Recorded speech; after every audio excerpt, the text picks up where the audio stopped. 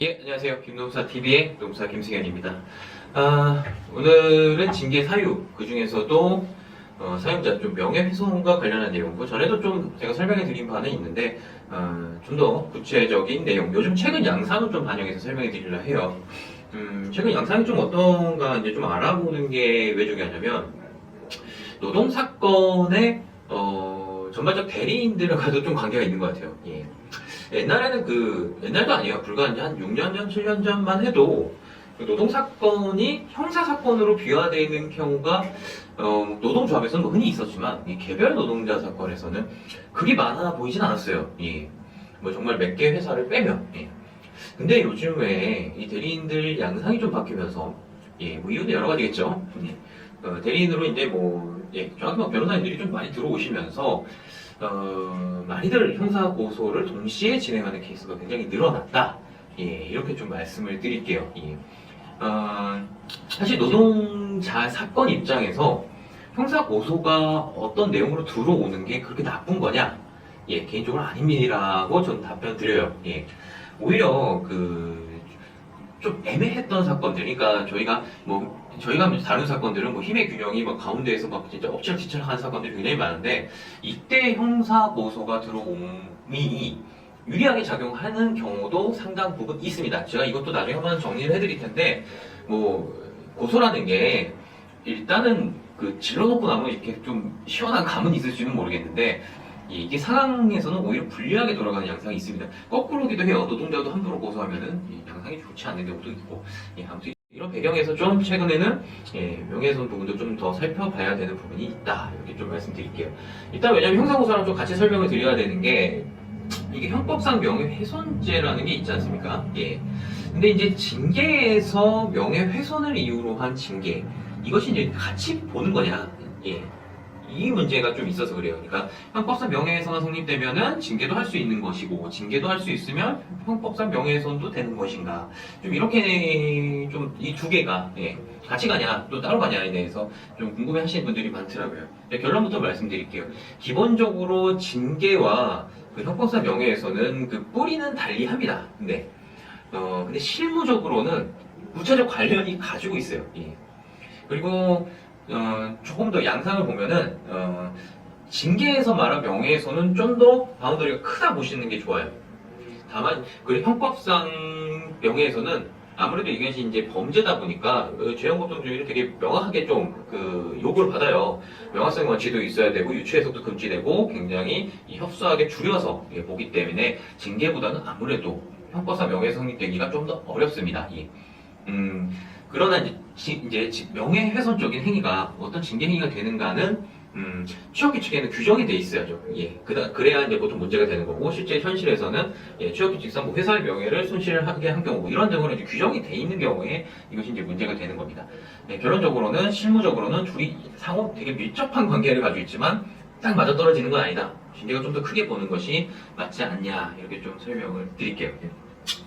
근데 유사한 측면이 참 많다고 그랬잖아요. 사실 이제 법리상으로 저희가 법률 분쟁에 들어가면은, 거의 형법상 명예훼손의 성립 요건을 따지는 거랑 약간 느낌이 비슷합니다. 이게.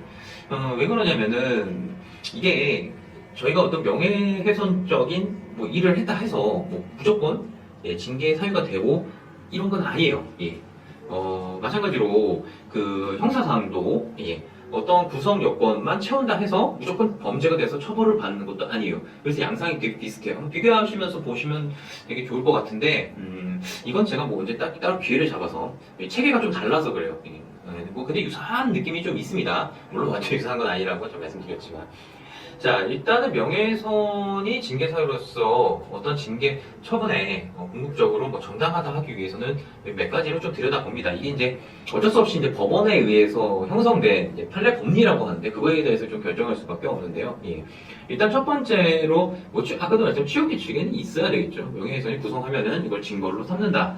또는 취업규칙에는 없다 하더라도 근로기준 23조의 정당성을 넘어가는 행위, 이거에 포섭이 되어야 되는데, 이것을 과연 이제 어떻게 보는가에 대해서 이제 고민이 있는 거죠. 이렇게 이해하시면 좀 쉬울 것 같아요. 주체는 일단은 우리가 징계에서 보는 거니까 노동자여야 하겠죠. 이런 부분들이 아무래도 상호적 관련성이 좀 있어야 된다는 측면에서 예, 하지만 이거는 절대적 요건이라고 보기 좀 어렵습니다. 네. 두 번째로는 뭐가 있을까요? 이제 절차적 법인데 이게 좀 달라요. 예. 절차적으로 어떤 규정을 지켜서 어떤 과정을 지켜서 뭐 취업규칙상에 사용자한테 뭐 신청을 해서 허가를 맡아서 하도록 되어 있으면 그걸 지켰다면은 좋겠죠. 그러나 이게 중요한 부분입니다. 그렇지 않다 하더라도 무조건 징계 사유가 되는 게 아닙니다. 결론은 노예요. 예. 뭐 이상행위로는 뭐 노동조합에서 많이 하죠. 뭐 유의물 배포 행위 이런 거 사용자의 허가가 있어야 가능한 취업규칙에 그런 게 있다 하더라도 사용자 허가가 없이도 가능합니다. 그 내용과 수단 방법을 보는 거죠. 예. 자, 그 다음에 내용, 목적이 좀 중요합니다. 목적. 이게 이제 뭐 형사상에서는 어떤 위법성 조각 사유라고 이제 말을 하기도 하는데, 그 목적 자체가, 말 그대로 이제, 우리는 노동조건 향상을 위해서, 뭐, 임금, 뭐, 기타, 뭐라 했을까요? 뭐, 휴게 시간, 아니면은, 뭐, 작업 조건, 이런 것에 대해서, 이 부분을 향상을 위해서라는 목적을 가지고, 표현을 하는 게 뭐예요? 결국 이제 뭐 사실을 적시해서 뭐 이 명예훼손 자체가 이제 사실 적시의 문제이기 때문에 공연하게 제3자로 하여금 뭐 알 수 있게 이런 행위를 한다면 목적성 정당성 어느 정도 인정할 수 있다. 예, 이런 거죠. 예.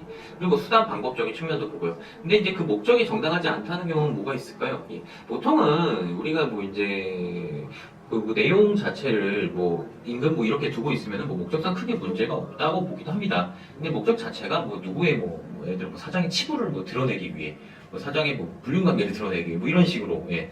정말 뭐 망신만 주는 것이 순수한 목적이다라고 보일 정도라면 예, 이것은 뭐 징계 사유로 삼을 수 있죠. 이런 것도 뭐 노동조합에서도 법에서도 뭐 인정되지 않고요. 예. 그다음에 이제 수단 방법 좀 적절성도 굉장히 좀 중요한데요. 이것은 뭐 양태라는 이제 좀 개념으로 보고도 양정이라는 개념에 넣어서 보기도 하는데 수단하고 방법이 말 그대로 이제 사회통념상 넘어서는 도를 넘어서지 않아야 된다. 이게 좀 어려운 면인데 예. 좀 대표적인 예시적인 거는 1인 시위 다 좋습니다. 1인 시위. 예. 1인 시위 뭐 어떻게 하냐면 이렇게 많이 여쭤보시는데 제가 늘상 말씀드리는 건 1인 시위는 아무런 제한이 없어요.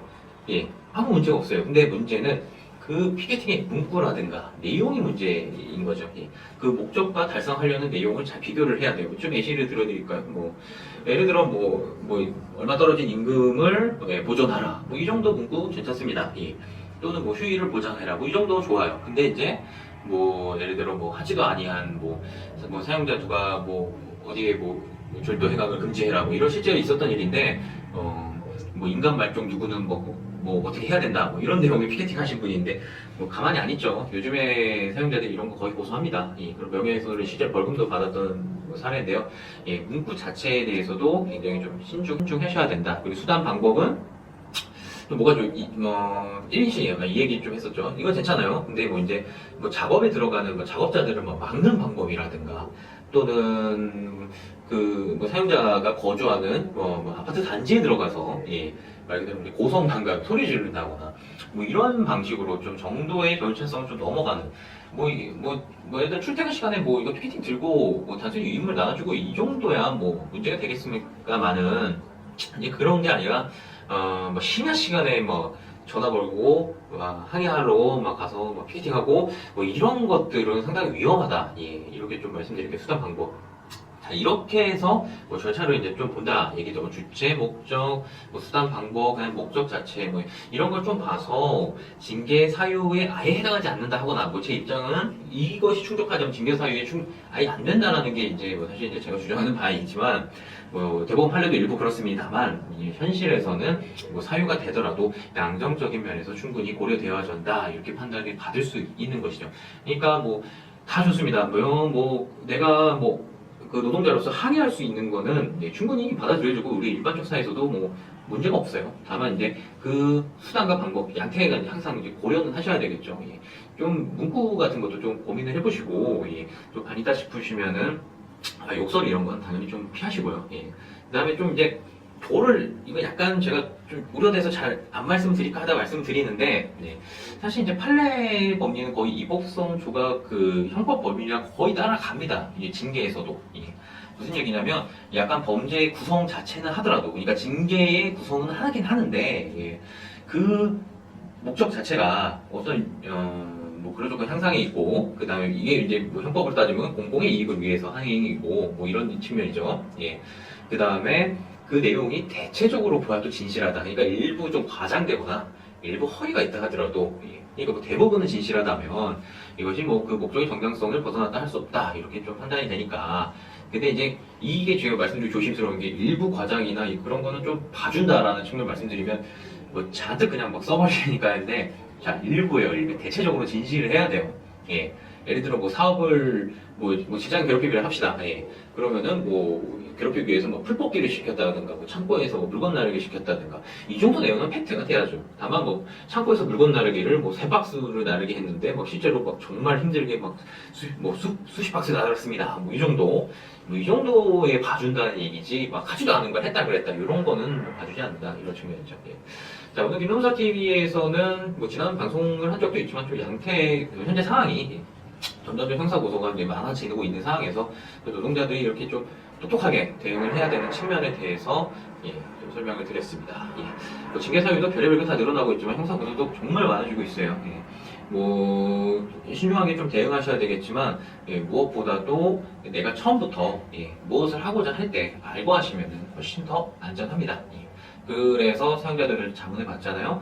여러분들도 이제 공부를 하시면서 하는 게 굉장히 중요하다. 알고 하면 사실 웬만하면 다 빠져나가는 거는 크게 어렵지 않을 수도 있다. 뭐 이렇게 좀 설명드릴게요. 자, 오늘 김nom사 TV에서는 사용자 징계, 그 중에서도 명예훼손에 관련한 부분의 현실적 문제, 구성 요건에 대해서 간략히 설명드릴 거예요. 좀 어려울 수도 있는 내용이지만 좀 빠르게 설명드리느라고 좀 아쉬움이 있어요. 여기서 궁금하신 점 있으면은 이 네이버 카페 주소나 하니까 좀 자세히 남겨주시면은 이 관련해서는 뭐 이게 될 것 같다, 안 될 것 같다. 피켓팅의 문구가 이게 적절하냐 정도에 대해서도 의견을 드리도록 하겠으니까 좀 남겨주시고요. 뭐 유튜브 댓글도 좋고 저희 뭐 그 카카오톡 있습니다. 그 친구샵에서 노무법인 시선을 검색하셔서 주셔도 좋습니다. 자, 좋아요, 구독까지 부탁드리고요. 오늘 여기까지 해서 마치겠습니다. 감사합니다.